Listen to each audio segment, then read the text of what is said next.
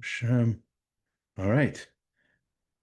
Hello and welcome to the Parsha class. Parsha Chayei Sara with Taam Dagan, 5786. We will see any lessons we can learn from the food mentioned in this week's Parsha in terms of etiquette, in terms of halacha, in terms of behavior, and focus on with a focus on how we feed ourselves. Now, you might think this is Parshat Chayei Sara about the death of Sara, the the betrothal of Yitzchak with Rivka, and eventually the passing of Avram as well. And it has nothing to do with food. Maybe not. I guess it's the end of the class then. Well, I'm kidding. There's a lot to do with food, and as we shall see momentarily in Tam Dagan. All right, sharing Tam Dagan here. I'm going to make it a little bigger so y'all can see it. There we go. Nice and big. Why not? Okay, so we're in Parshat Chayei Sara, and at the point where Avraham uh, has Eliezer swear to be his servant to find a wife for Rivka.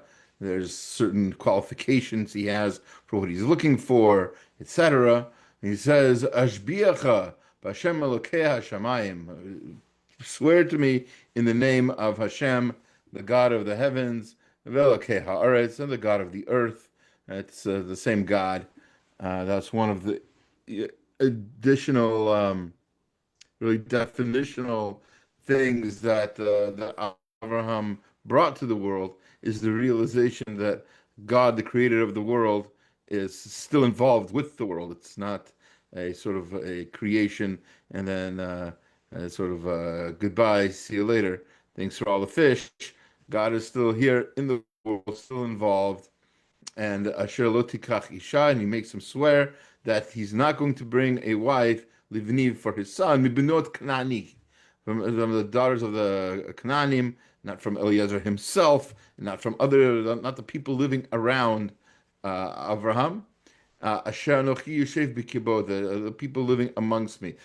He makes him swear that he's going to go to his own, to Rivka's, to his own family, eventually where Eliezer will find Rivka, and so it's not where they currently are in Israel or the Canaan area, but further away where Abraham originally came from towards Syria. And in the Tam Dagan, we see an interesting question that if Avram trusts Eliezer with all his possessions, as the verse previously says, why does he make him swear regarding finding a wife for his son? So regarding physical matters, Dine Mamanot, he trusted Eliezer. Let's make it present tense. He trusts Eliezer, but regarding spiritual things, Isser Veheter, he does not. He could not. This is Rishol Salanter says. This is actually reminiscent of a famous story with regard to Rabbi Yisrael Salanter in his own life, when he stayed famously in an inn in a small town, not knowing the identity of his guest, but seeing that he looked, like a religious, from man. He looked like he was chashuv, as indeed he was. The innkeeper asked him if he was a shochet, and if he could shecht some meat for him to eat. And it's a possibility, right? Rabbi Yisrael replied in the affirmative and did so. He happened to know the laws of shechita. I guess he had his shechita knife with him, and he shechted, or maybe the innkeeper had a knife that was valid for this. Either way, he performed the shechita for the innkeeper, whether it was a sheep or a cow. We're not told. Maybe it was a chicken. Doesn't matter. But later, Rabbi Yisrael Salanter went back to the innkeeper and said to him, "Can I borrow 1,000 rubles?" And the innkeeper said, "How can I lend you money? I don't know who you are. I'm just going to give money to a complete stranger." So isn't it strange, responded Rabbi Salanter, that regarding money you would not trust me since I am a stranger to you. But regarding the slaughter of a cow, you had no problem trusting me, even though shechita is far more complex. No, we have laws, we have halachot. We have halachot of borrowing money, we have halachot of shechting animals. And if you trust somebody to do one, maybe you should trust that same person to do the other. What's more complicated? Borrowing money and repaying it, or all of the laws of shechita, entire book worth of material, and this is a person besides knowing how to do it, will the person have the correct intent? Will they have the yirat shamayim to admit when they make a mistake? There's a ton of things. There's a ton of things to consider for shechita, and the irony of Jewish life, at least in Rabbi Shlomo Salanter's time, where we won't speak too much about nowadays, but even in Rabbi Shlomo Salanter's time, there was an irony that people were trusted for for things that seemed not not, I don't want to say not important, but people just didn't think much about, right? The spiritual stuff, right? Whereas when it comes to money, oh, all of a sudden the antenna is up, right? All of a sudden, we're checking the skies, right? We're trying to see if the person can be trusted regarding these things, and it's not something that should be different. If we trust the person with shchita, which is much more complicated, we should trust the person with money, which is the exact opposite of what we saw with Avraham. Avraham trusts his servant with money; doesn't really care about the money. Yeah, yeah, you can go in and out of my storehouse. I know you. I know where you come from, and I know, and I don't really care if you. Not, I don't know if he didn't care. I mean, everything he earned from Hashem. But so he was careful about it. But he was more careful with spiritual things, and finding a wife for his son was more important. It was a much more spiritual matter for Abraham than the money in his storehouse, and that's why for this Eliezer needed to swear. All right, we go on to what Eliezer did. So what's the next? V'kacha eved asara gmalim megamle adunav. He went and took 10 camels from his master's camels. V'yelech, and he went v'chol tov adunav, and he took with him some of the good things of his from that his master had in his hand. Yeah,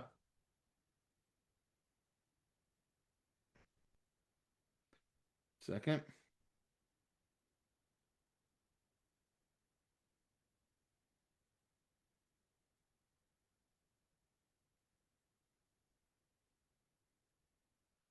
Right.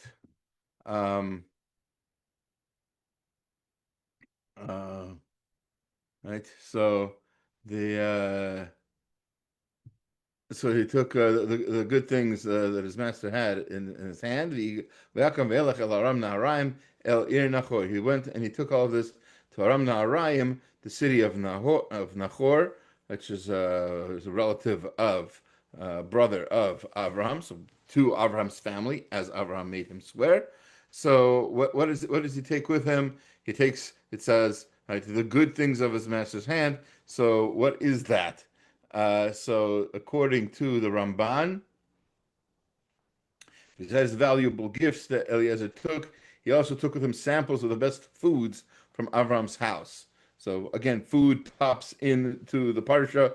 We're not. He's not just bringing along, silver and gold and these sorts of things. He's bringing in gifts and whatever else, jewelry. Right? He's bringing in clothes. Who knows? Right? But he's bringing food, which shouldn't surprise us. That's a common thing that we still use as a gift. Food is still used as a way to welcome somebody. You bake them a cake or whatever. You bring them food that you made. You invite them over to break bread. So this is a way to sort of, and ideally, by the way, you should bring food from where you came from, your local stuff. You're coming from, say, I don't know, California. So bring I don't know, you're visiting Vermont, so bring, I don't know, guacamole. Bring something that sort of represents where you're from. You know. That's the idea. The next verse says, when he gets to the place, he says, "V'yivarach hagamalim mechutz la'ir." He makes the camels get on their knees to kneel down outside the city. El be'er hamayim, towards the well of water. La'eit erev, at the time of its evening time already. La'eit tzeit hashoavot, the time that people would go out to draw the water, especially the ladies would come out to draw water, and and so what happens is this meeting of Eliezer and Rivka is going to happen by a well, and it's not just a coincidence. It's not just a convenient place for people to be. And we'll see there are other references to wells throughout the Torah, of course, and people meeting by wells. Moshe met his wife by a well. Going back, Yaakov, of course, meets Rachel by the well of water. Might have been the same one. Right? It was by Lavan, so it could have been a similar well. Might have been the same well. It did well, right? So, but there's a symbolism here, and that the call of the Torah, Rav Munk says that. Uh, um, that well represents tahara, it represents purity, and here you have what's a marriage supposed to be? It's especially the well water, right? Water, it's drinking water. It's pure water. It's purified water. Like it's drink. It's not the kind of water that you just that you bathe in necessarily. This is also, it's the water that you nourish yourself with, that you put into your body. So it has this sort of symbolism of purity that way. So then Eliezer prays to Hashem that the prayer of Abraham come true. Abraham prayed that Eliezer would be successful, and he said he trusted that he would be successful. The Or HaChaim says, but he wanted this prayer to be Mekayim through him, right? Through his own hands. Of course, Hashem would listen to Abraham's prayer and find a good wife for Yitzchak, but he wanted to make a prayer that he should be the one to for this to happen. Vayanara, so in his prayer he says, he makes sort of a test, that, by the way, that the Talmud is sort of critical of, that this test could have been passed in theory by somebody not worthy of the home of uh, of Yitzchak, of Avram, but nevertheless, he says, "V'haya nara asher omar elaha hatina kadech ve'eshte." The girl who that I see that says, "Give me your pitcher, and I will let you. I'll fill it up so you can drink." V'amra shte, and she says, and then she'll give it to me, and I'll be able to. She tells me to drink. V'gam gemalecha eshka, and even your camels should drink. Ota hochachta. That's the one I want you to choose. La'avdecha liyitzchak, for my master, for Yitzchak. Uba Eda, and then I will know. Asita chesed im adoni. Then I will see the chesed, the kindness that you're doing for him. Part of Eliezer's test was to see what Rivka would do from the jug from which he drank. Right? What does it say? Right? Give me the pitcher, and I'm going to tell her, give me the pitcher. And what's she going to do? She's going to take the drink. She's going to say, drink, and then I'm going to give it to your camels. Right? So if she would pour out the remainder, that would be rude. So there's one of the rules there of etiquette there of behavior.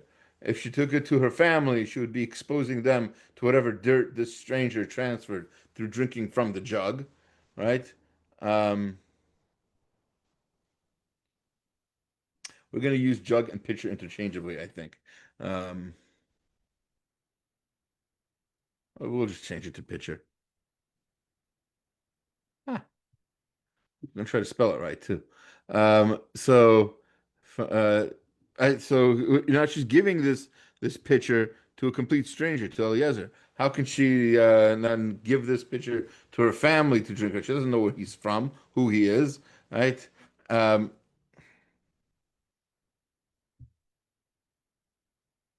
second,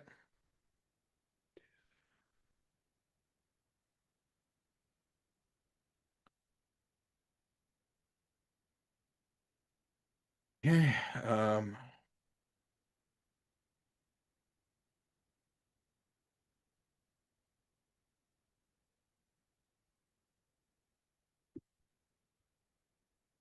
okay, beautiful.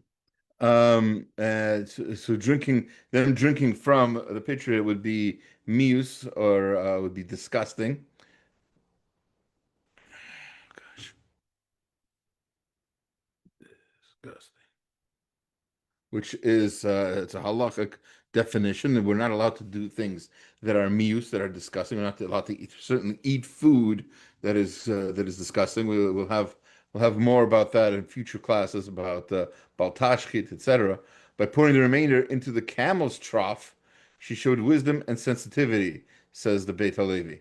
Rivka's generosity in feeding her guests made her worthy of joining Avram's family. That.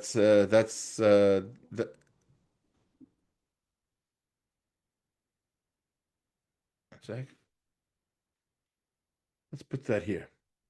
I should go first, right? So really, that's the main thing is that she showed generosity, but besides showing generosity, she also demonstrated wisdom in the ability to and good etiquette, not giving disgusting things to for people to drink, and also to care about what happens with the pitcher after it's used. All of that she calculated quite quickly, says the Beit Halevi, in order to make sure that she was doing the right thing.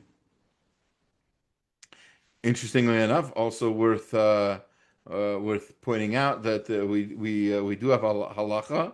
That we have a requirement to feed pets before we feed ourselves, or not just pets, animals we own. Which should put that make that a little more clear. All right,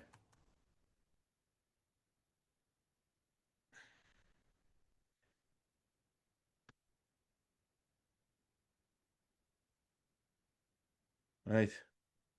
So before we eat, we have to make sure that our animals eat, and that was part of that's part of this as well. Is that the camels were given after his desperate plea for drink. Okay, so he's desperate. He needs to drink right now. But immediately after that, she runs back and forth, making sure uh, to give to the camels before giving to the men.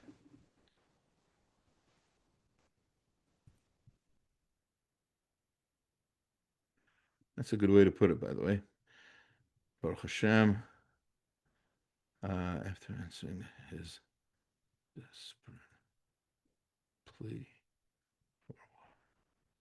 she rushes to give water to his camels and men.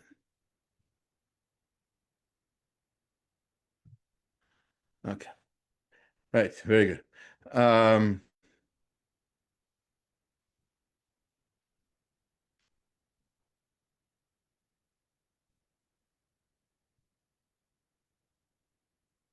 Beautiful.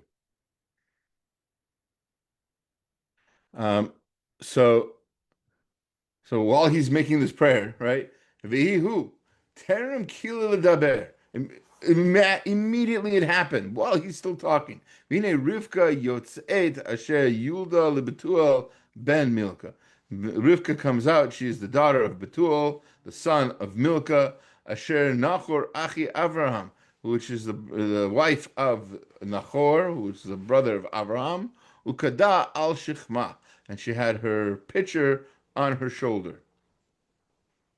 So this doesn't seem like it might have a lot to do with food, but it happens to be there's a part of the Talmud, there's several parts actually where this happens, but in particular, Avodah Zarah 29a, there is a discussion about certain herbs that are mixed in with different various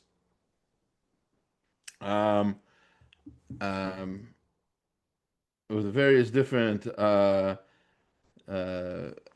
liquids, call it drinks, and if you drink it, it'll cure you of certain ailments. Now, keep in mind, this is very important, that for whatever reason, this medicine is not to be taken today, right? Either because our natures have changed, as is implied by many of the commentaries, or because we don't know, maybe we don't know the right definitions of these things. Maybe these foods have changed. Maybe their natural properties have been sort of farmed out of them, and now through regular farming engineering, we've sort of lost some of the nutrients or whatever minerals that these things had. But the Talmud lists these herbs that they have health benefits when you drink them. So again, food related. So for help with something called kida, right? The chills that come with labor pains.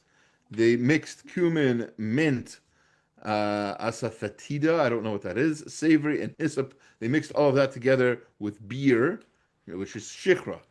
A play on words used to remember this recipe that the Talmud mentions is our pasuk, our verse, where it says that her pitcher, chada, so like chida, chada, was upon her shoulder, shichma, like shichra, so shichma. So that's like they used the verses in the Torah to sort of remember these recipes for this medicine. All right, in the next few verses, chapter 24, verses 17 through 20, we're going to read all four verses together, and then we'll see an interesting comment, again, related to food. I think this is from Rav Hirsch, of Shamshan Raphael Hirsch. So it says Vayaretz Ha'eved, right? This is he made a test, he made a prayer to Hashem, and immediately as he finishes his prayer, this girl comes out and she's pretty and everything else, and she has a picture. How convenient, right? Just as he hoped, right? Shouldn't be too much a surprise. This is indeed, after all, the well of water, and this is the evening time when people would be getting water, so it shouldn't be too much a surprise. But he saw her likrateha, and he met her v'yom, and he said to her, hagmi'ini na me'at mayim mikadech. Give me a little bit of water from your pitcher. Um,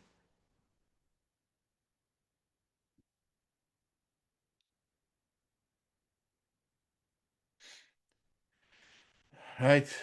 So he asks for water from the pitcher, and what does she say? V'tomar shtei adoni. She says, "Please drink, my lord, my master." All right. She doesn't know the guy from Adam, but that's how they used to speak back then. And she hurried and let down her pitcher upon her hand and gave him drink. Right? V'tored kada al yada vatashkehu. Right? And then what happens? Vatchal lahash koto. And then when she was done giving him to drink, she said, Vatomer, she said, Gam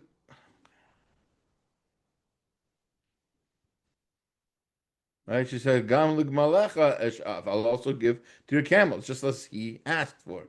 Ad im kulo kilu lishtot.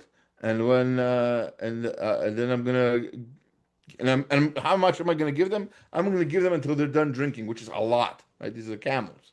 Vatimaher, and she hurried. Vatar kada al shoket, and she emptied the pitcher into the trough that the animals drink. Then Vataras od el be'er, she ran again to the be'er lishov, and she drew water again. L'chol hagmalav, and she took care of all the camels. She made sure all the camels had what to drink.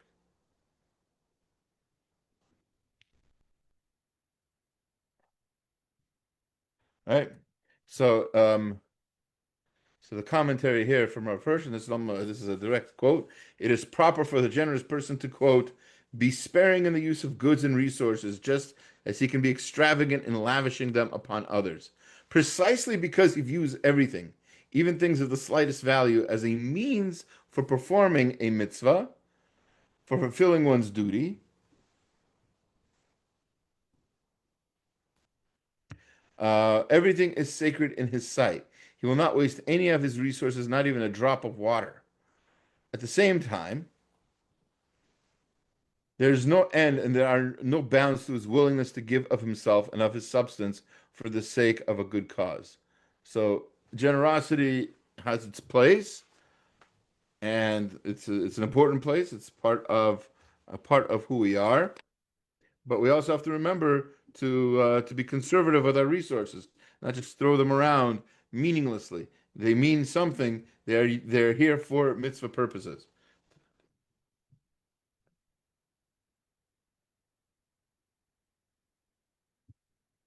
Excuse me. Okay, so 24 to 30, verse 32. After he meets Rivka, after he's impressed, after Lavan runs out to meet Eliezer, and they bring him into the house. It says, "V'yavo ha'ish habaita." They bring the man. He comes into the house. V'yiftatach hagmalim, and he opened up for the camels. Or he unbuckled them, right? Ungirded, as one translation is. Teven mispo. He gave them straw for the camels. Umayim lirchos raglav, and he washed his feet with water. V'raglav hanashim asher ito, and the men who are with him. Um, so I guess I have it here. There's no reason for that there then. One moment.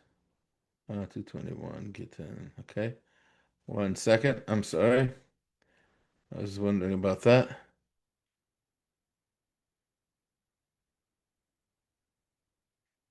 It's 218.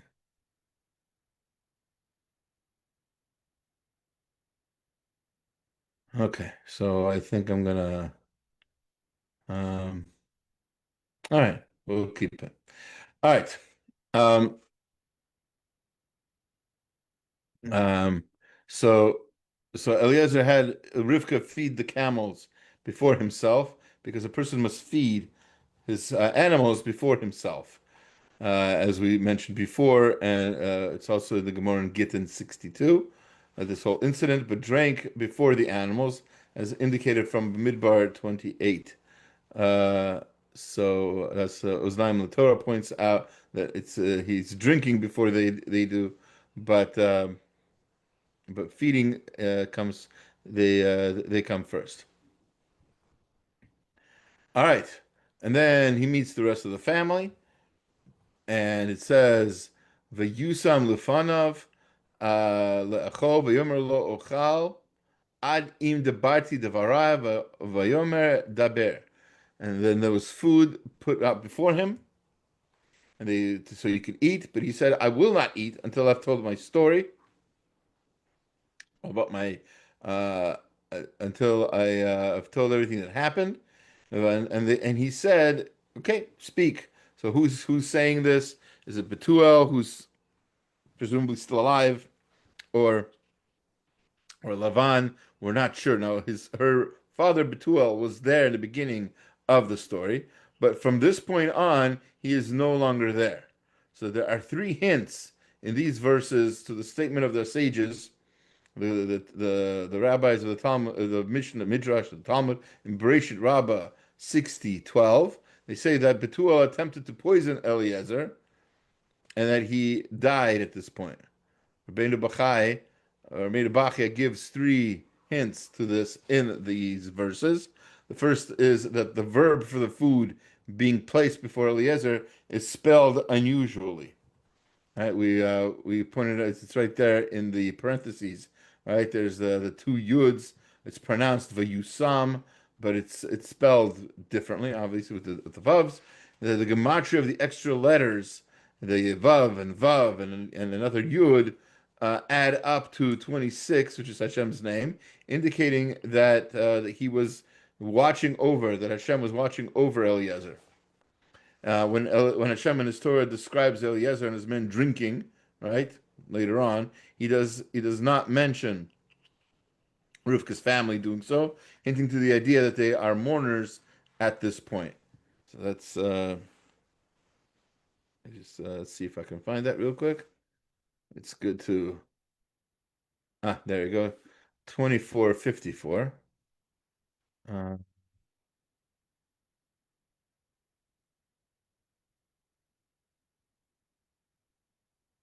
oh boy,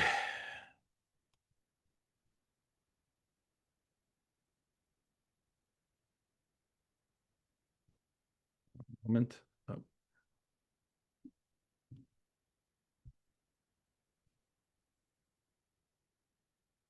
oh, I think I had that already. What's that? Why is that there? One moment. Uh,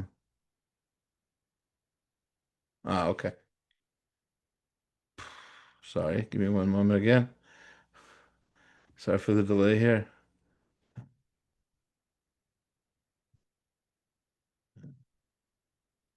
Sometimes, sometimes the program doesn't cooperate the way I'd like. All right, here we go. Baruch Hashem. All right, so okay, why is this bold? I don't know.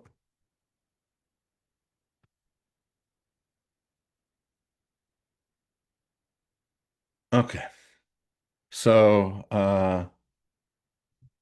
so he does not mention. So again, later on, when Eliezer and his men are drinking, it does not mention in the Torah.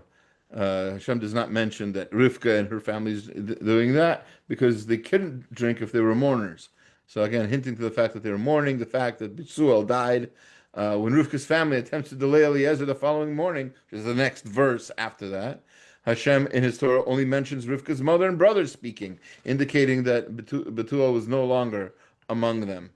As by the way, as Rashi says in his explanation there. So Eliezer gives at this point. Eliezer gives Rivka and her family foods, samples of the foods of Eretz Yisrael, but he didn't need to give any to Rivka herself.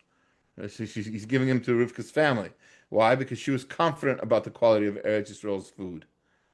Um, don't know who says that offhand, but I got it from somewhere. But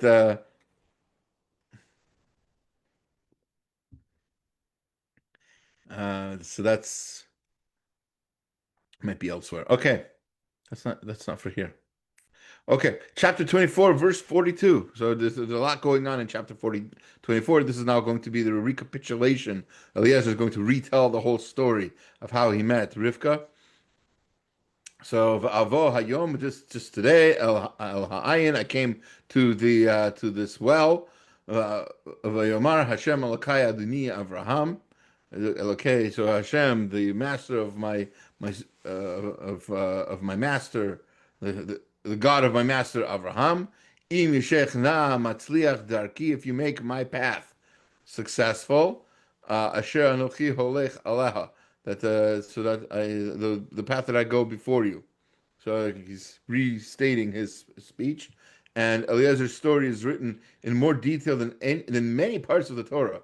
In fact, the law that the blood of a sheretz is not the sheretz is not kosher is learned from a single letter. I focus on this in my Parsha video this week, my weekly short Parsha video. So I didn't mean that as a plug, but the Midrash points out, Midrash Rabbah there points out that all of this detail, so many verses, verse upon verse, and so much detail. It's because the words, the words of our forefathers' servants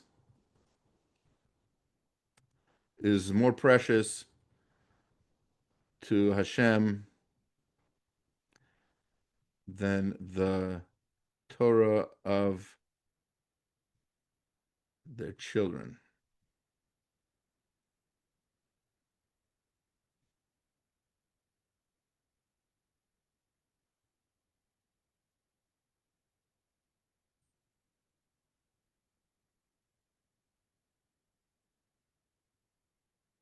Right. So, so all of that Torah that's learned by our trying to figure out why is there an extra letter here, why is there a grammatical difference there, all of that is all of that is part of um, all of that is part of the Torah we learn, and yet much more detail is used in explaining this. Okay. ויוצא העבד כלי חסר וכלי זהב בגדים וייתן לרבקה, and he brought out gold and silver and clothing and he gave it to Rivka. ומגדנות נתן לאחיך לאמה, and he gave to his to her brother and her mother precious things. So what are these precious? What are these delicacies? What is so migdanot? So the says Rashi, these are fruit, which teaches you what? Fruit are special. Fruit are a precious gift. Um,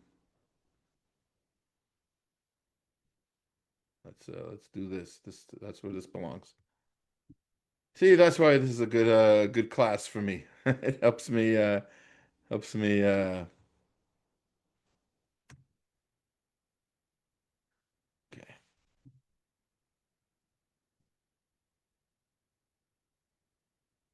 Okay, so that helps me sort of re-edit some of this material. Okay, enough helping me. Let's get back to work here. All right, so again, he's giving them samples of these foods from Eretz Israel and showing how precious Eretz Israel is, how good the foods are. I don't know if he brought hummus with him or falafel. Okay, kidding. All of those things are recent and not necessarily Israeli. We'll talk about that some other time, perhaps. But either way, he brings them these foods. Maybe it's some awesome chocolate bars and impresses them with that. He doesn't need to impress Rivka. She knows it's a special place from what he's been saying, and so she's fully confident and doesn't need that, which is why it doesn't say, as very clear, who did he give it to? To her brother and her mother. Again, not, by the way, not Betuel again, because he's, not long, he's no longer with them, and not Rivka because she didn't need it. And what happens is next verse we'll learn about 24:54 says V'yochlu v'yishtu, they ate and they drank, hu v'hanashim asher imo, him and all the men who were with him. Again, here it says imo, with him, as opposed to ito as it says earlier when he actually brought them, which also means with him. But the Malbim points out that imo means completely equally with him. And there's he talks about this as well with regard to um, in Parshat Balak with regard to Bilam. When Bilam went with the men, he was supposed to go with them, and he went with them equally. In other words, he went with the same cause that they had, which is one of the problems, which is what Hashem warned him about. But I'm sort of jumping into the summer already. God willing, we'll Bezrat Hashem Yitbarach, we'll get to that when we get to that. But in this context, the point of him he eating with his men means he ate in an equal amount as they did. Just like they did, he ate um, like that. V'yakumu baboker, in the morning he got up, v'yomer, and he said, All right, shalchuni laduni, send me to my master. I'm done. I came here to do business. We did business. Rivka is coming with me. Wonderful. Everything's terrific, which is something that they said the previous night. And time to go.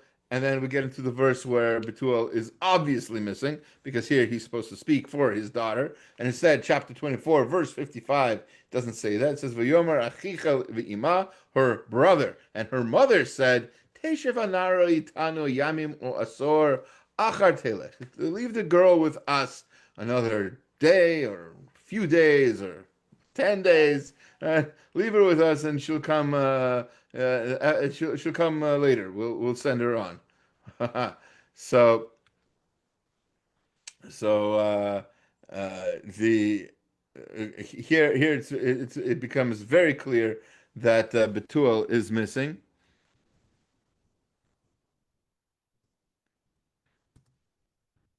Yeah.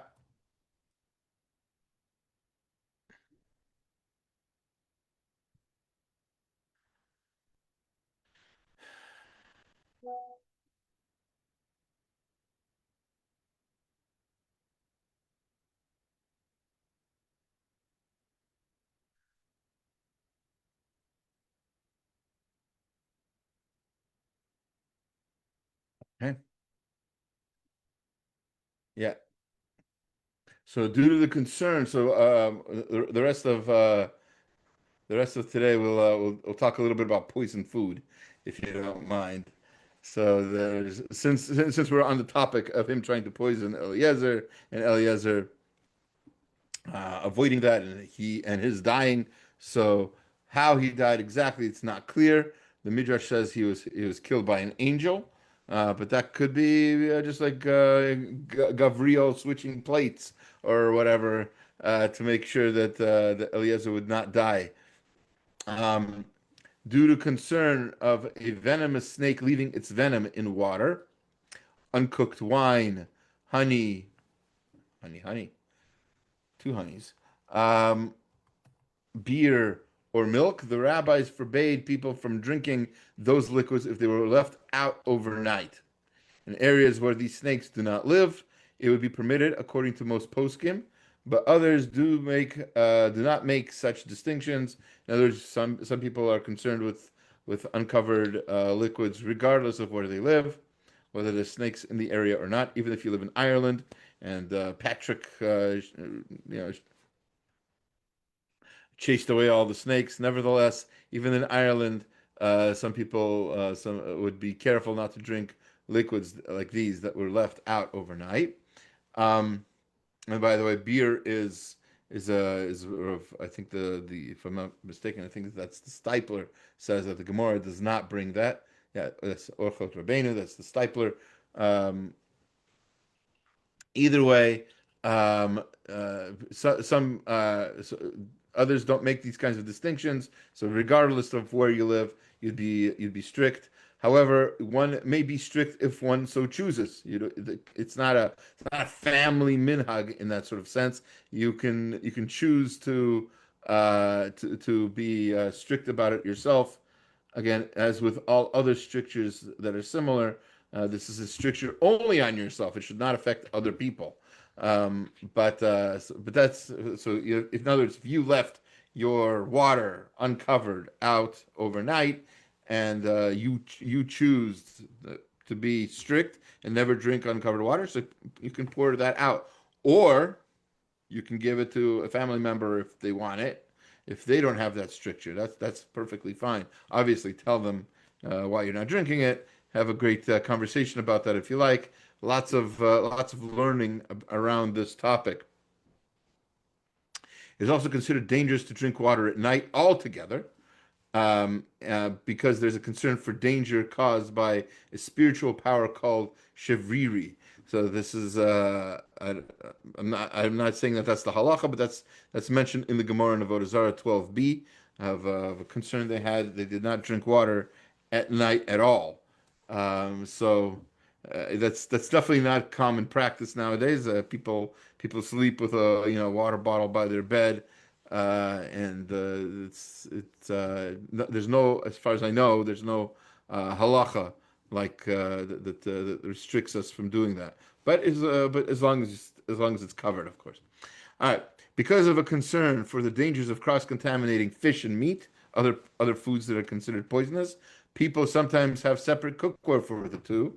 There's an opinion that one should wash one's hands and mouth between eating the two. Another opinion is that drinking something in between is enough. So the Shulchan Aruch says you have to wash your hands, you have to wash out your mouth, and the Ramah says no, you just washing out your mouth, just drinking something, drinking a little l'chaim or something in between meat and milk is also okay, and that's I think common practice. According to the opinion that our nature has changed to the point where this is no longer, or this no longer poses a danger, we can be more lenient. Um, that seems to be the opinion of the Magen Avram, and uh, but either way, because it is an issue of danger, not kashrut. We're not saying that this is not kosher. It's a sakana. Sakana is different than kashrut. The laws of nullification do not apply according to the Taz. So the whole issue of let's say batal b'shishim. Let's say you have 1 to 60 ratio volume of fish in. Let's say some fish fell into your chalent. So according to the Taz, there's no nullification. It's not, you can't eat the chalent, no matter how little fish there was that fell into it. If it's fish oil or anything like that, any amount is sufficient for it to be a problem. Um, that is an argument the Shach disagrees. Um, See your local Orthodox rabbi for the final decision about what to do in case some tuna falls into your chalent. But the reason the bittul b'shishim works is because of taste. Here it doesn't matter if you taste the fish. Here it matters that it's somehow the this cross contamination somehow pollutes the meat and makes it poisonous. Interestingly, for a long time after another kind of poisonous food, a long time after Europeans saw their first tomatoes in Aztec marketplaces in the early 1500s, tomatoes were thought to be poisonous. Related to nightshades, they contain trace amounts of alkaloids, mostly in their green parts. Tomatoes have even been used as pesticides to ward off aphids and bedbugs. Sodium benzoate, which was used very often in produced food, was used in early ketchup manufacturing, was outlawed in the 1906 Pure Food and Drug Act. The Heinz Company, already proudly using a pure product, lobbied for the passage of the law. They wanted, obviously, to kick out their competition, which was using this stuff, and they already weren't. By the way, making their product already tastier to begin with. And also, just a little side point, making Heinz one of the first companies to get a certification of kashrut from the OU early on in its history back in the early 1900s. Right, so that's a little bit about poison, a little bit about food, a little bit about sharing the food, sharing your wealth, understanding what your wealth is, and appreciating and trusting people with your food like you do with your money, right? Spiritual trust and financial trust should be the same in the same compartment in your head for these things. So thank you very much for listening. Hope you have an entirely amazing rest of your week.